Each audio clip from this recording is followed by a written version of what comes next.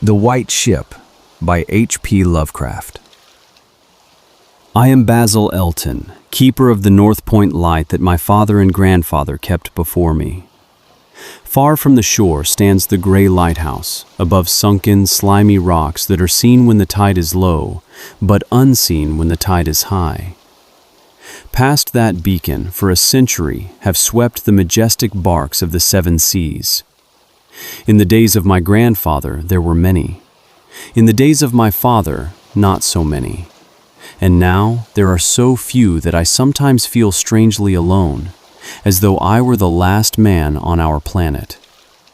From far shores came those white-sailed argosies of old, from far eastern shores where warm suns shine, and sweet odors linger about strange gardens and gay temples. The old captains of the sea came often to my grandfather and told him of these things, which in turn he told to my father, and my father told to me in the long autumn evenings, when the wind howled eerily from the east. And I have read more of these things, and of many things besides, in the books men gave me when I was young and filled with wonder. But more wonderful than the lore of old men and the lore of books is the secret lore of ocean. Blue, green, gray, white, or black, smooth, ruffled, or mountainous, that ocean is not silent. All my days have I watched it and listened to it, and I know it well. At first it told to me only the plain little tales of calm beaches and near ports, but with the years it grew more friendly and spoke of other things, of things more strange and more distant in space and in time. Sometimes, at twilight, the gray vapors of the horizon have parted to grant me glimpses of the ways beyond, and sometimes, at night, the deep waters of the sea have grown clear and phosphorescent to grant me glimpses of the ways beneath. And these glimpses have been as often of the ways that were, and the ways that might be, as of the ways that are. For ocean is more ancient than the mountains, and freighted with the memories and the dreams of time. Out of the south it was that the white ship used to come when the moon was full and high in the heavens. Out of the south it would glide very smoothly and silently over the sea. And whether the sea was rough or calm, and whether the wind was friendly or adverse, it would always glide smoothly and silently, its sails distant, and its long, strange tiers of oars moving rhythmically. One night I espied upon the deck a man, bearded and robed, and he seemed to beckon me to embark for fair, unknown shores. Many times afterward I saw him under the full moon, and ever did he beckon me. Very brightly did the moon shine on the night I answered the call, and I walked out over the waters to the white ship on a bridge of moonbeams. The man who had beckoned now spoke a welcome to me in a soft language I seemed to know well, and the hours were filled with soft songs of the oarsmen as we glided away into a mysterious south, golden with the glow of that full, mellow moon. And when the day dawned, rosy and effulgent, I beheld the green shore of far lands, bright and beautiful, and to me, unknown. Up from the sea rose lordly terraces of verdure, tree-studded, and showing here and there the gleaming white roofs and colonnades of strange temples.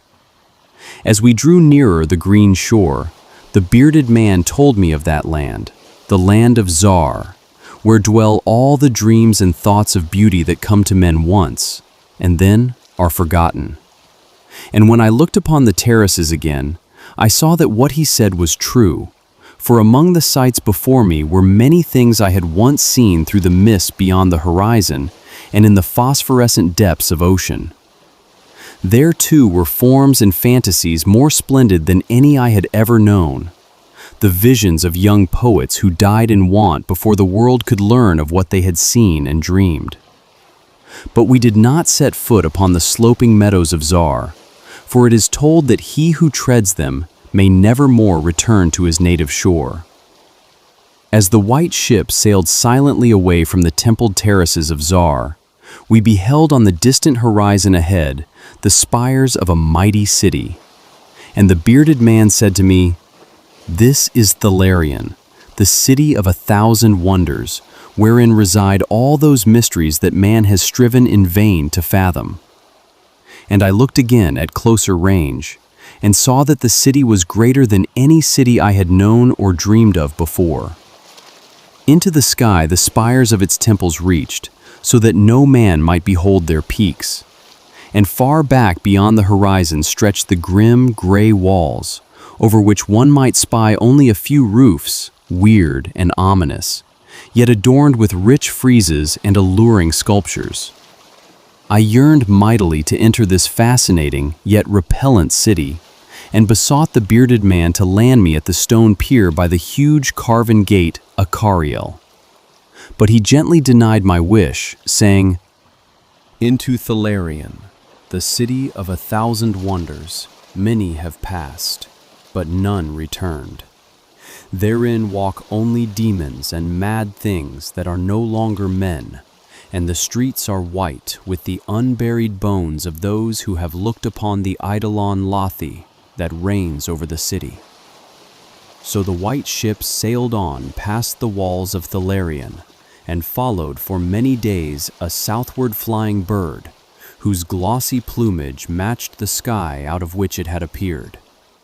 Then came we to a pleasant coast, gay with blossoms of every hue, where, as far inland as we could see, basked lovely groves and radiant arbors beneath a meridian sun.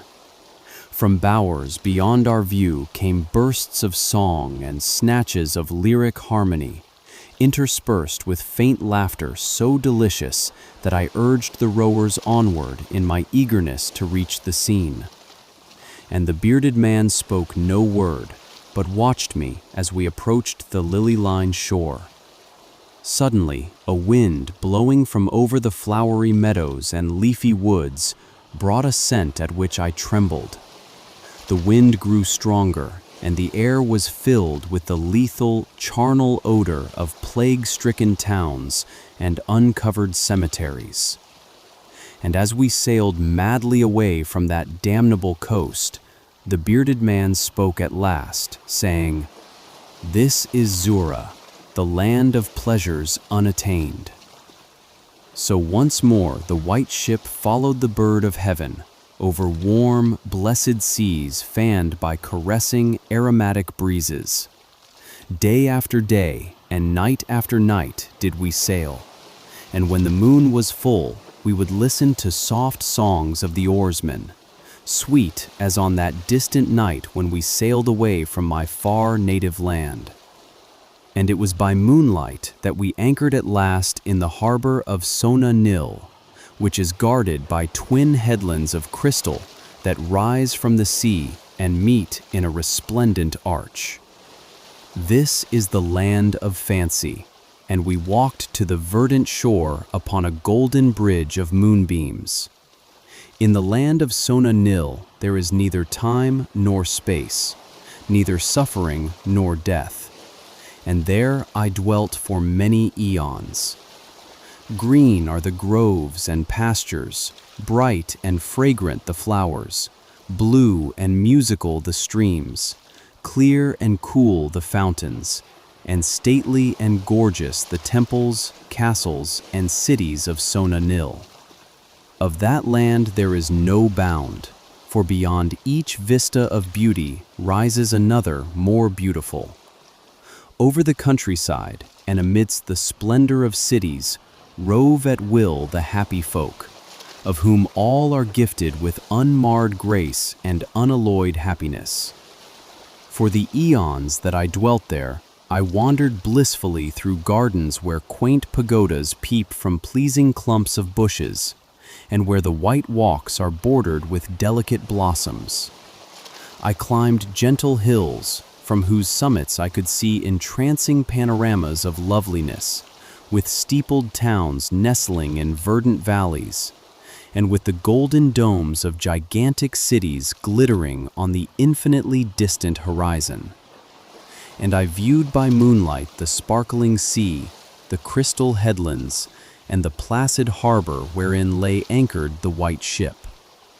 It was against the full moon, one night in the immemorial year of Tharp, that I saw outlined the beckoning form of the celestial bird, and felt the first stirrings of unrest.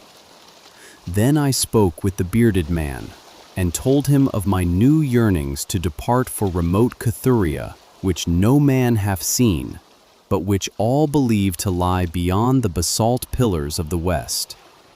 It is the land of hope, and in it shine the perfect ideals of all that we know elsewhere, or at least so men relate.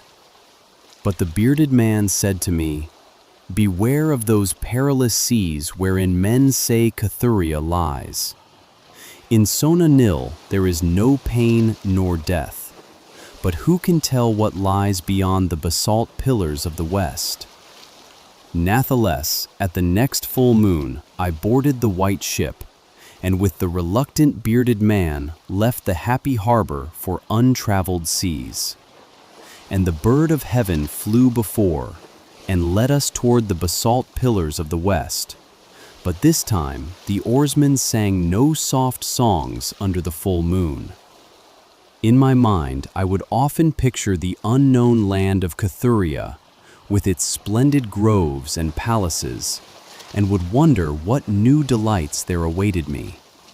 Cathuria, I would say to myself, is the abode of gods, and the land of unnumbered cities of gold.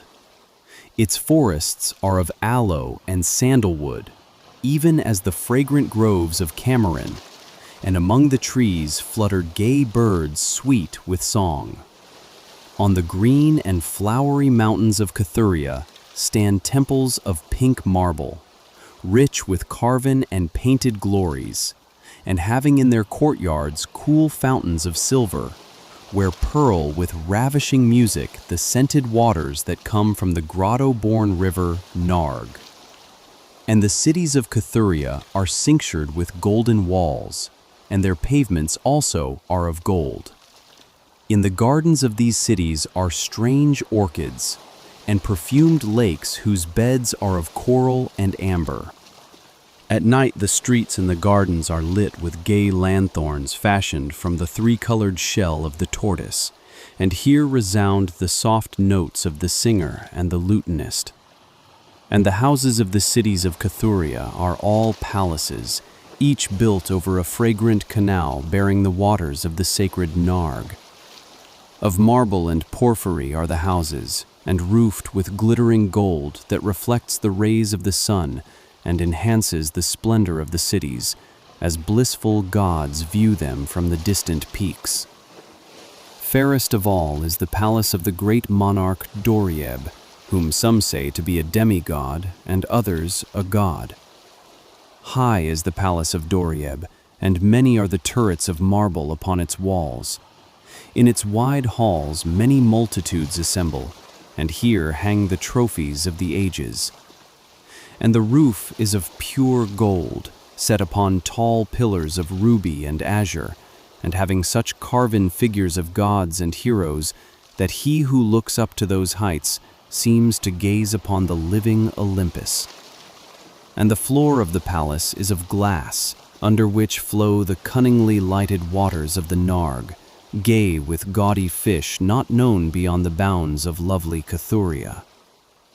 Thus would I speak to myself of Cathuria, but ever would the bearded man warn me to turn back to the happy shores of Sona Nil, for Sona Nil is known of men, while none hath ever beheld Cathuria.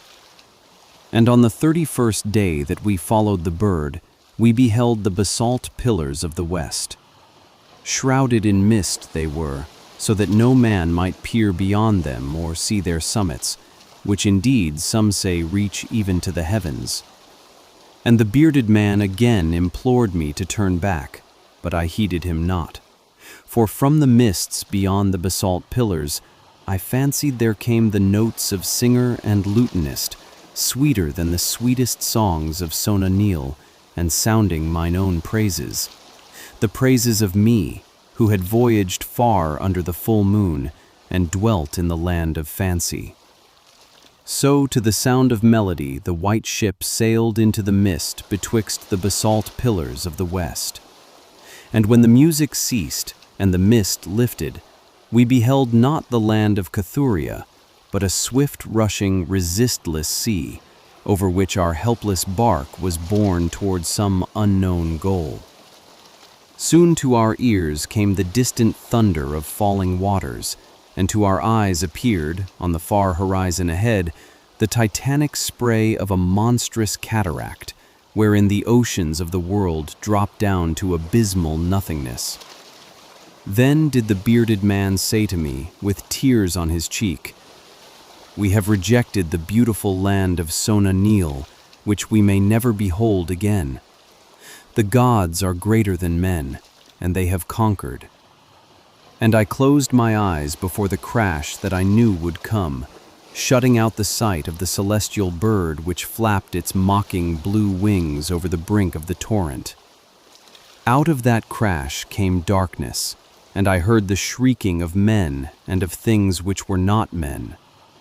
From the east, tempestuous winds arose and chilled me as I crouched on the slab of damp stone which had risen beneath my feet. Then, as I heard another crash, I opened my eyes and beheld myself upon the platform of that lighthouse from whence I had sailed so many eons ago. In the darkness below, there loomed the vast, blurred outlines of a vessel breaking up on the cruel rocks, and as I glanced out over the waste, I saw that the light had failed for the first time since my grandfather had assumed its care. And in the later watches of the night, when I went within the tower, I saw on the wall a calendar which still remained as when I had left it at the hour I sailed away.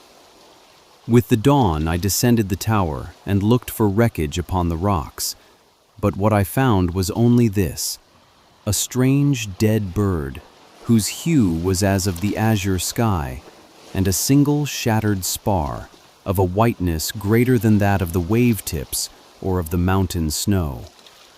And thereafter the ocean told me its secrets no more, and though many times since has the moon shone full and high in the heavens, the white ship from the south came never again.